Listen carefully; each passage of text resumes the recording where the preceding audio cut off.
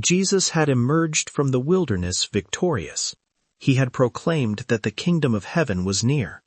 Now he walked along the shore of the Sea of Galilee, and there, among the nets and boats, he began to gather his first followers.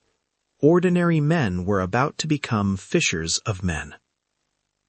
The Sea of Galilee was not a sea in the grand sense. It was a freshwater lake, roughly 13 miles long and 8 miles wide, nestled among hills in the northern region of Israel. But for the people who lived along its shores, it was everything. Fishing villages dotted the coastline: Capernaum, Bethsaida, Magdala. Boats launched at dawn. Nets were cast through the night.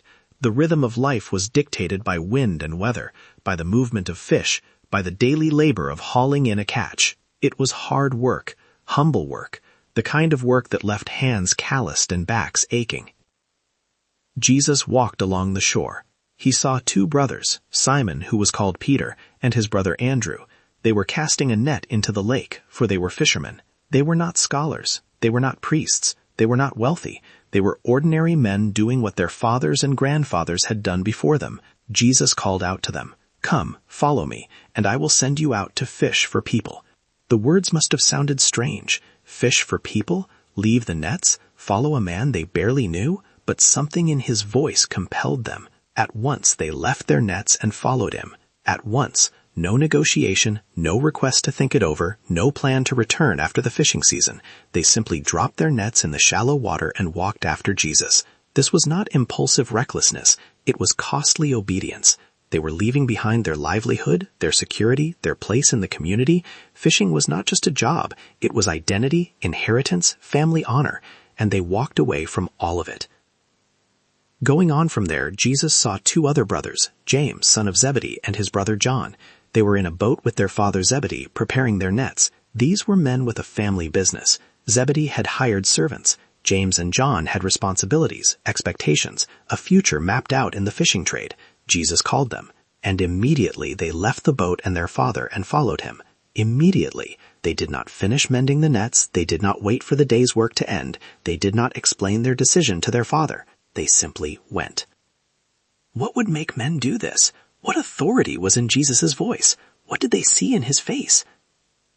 John's gospel fills in some of the picture. Before this moment, John the Baptist had still been active, and some of his disciples had already begun following Jesus. Andrew was among them. He had heard John say, "Look, the Lamb of God." Andrew had followed Jesus, spent the day with him, and returned to find his brother Simon. "We have found the Messiah," Andrew said. He brought Simon to Jesus, and Jesus looked at him and said, "You are Simon, son of John. You will be called Cephas." The name meant rock. Jesus renamed Simon before he even understood what it meant. He saw in this rough fisherman something that would not become visible for years. Philip was also called.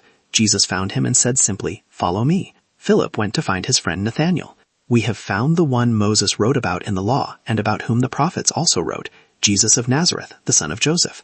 Nathaniel was skeptical. "Nazareth? Can anything good come from there?" But Philip did not argue. He said only, "Come and see." When Jesus saw Nathanael approaching, he said, "Here truly is an Israelite in whom there is no deceit." Nathanael was startled. "How do you know me?" Jesus answered, "I saw you while you were still under the fig tree before Philip called you." Whatever Nathanael had been doing under that fig tree, whatever prayer he had prayed or struggle he had wrestled with, Jesus knew. Nathanael's resistance collapsed. "Rabbi, you are the Son of God. You are the King of Israel." Jesus smiled. "You believe because I told you I saw you under the fig tree? You will see greater things than that. Very truly, I tell you, you will see heaven open and the angels of God ascending and descending on the Son of Man." A promise that echoed Jacob's ladder, a vision of heaven touching earth, and it was being offered to a skeptic from a small town. These were the first disciples, fishermen, common men, men with tempers and doubts and rough edges. Simon Peter would later deny knowing Jesus. James and John would argue about who was greatest. Philip would ask Jesus to show them the Father, even after years of walking with him. Nathaniel, also called Bartholomew, would fade into the background of the narrative, faithful but quiet. They were not chosen because they were exceptional. They were chosen because Jesus saw something in them, or perhaps because he intended to make something of them. "Come, follow me." The call was simple. The decision was immediate, and the journey would change everything. They did not know what lay ahead.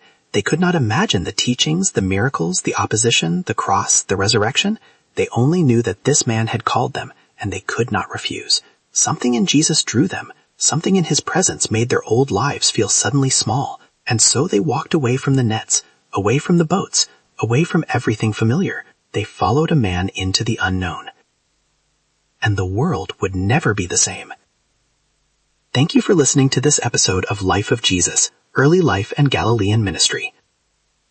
If this story of calling stirred something in you, please subscribe, like, and share. In the next episode, Jesus will attend a wedding in Cana of Galilee. When the wine runs out, his mother will look to him, and he will perform his first public miracle, revealing his glory for the first time.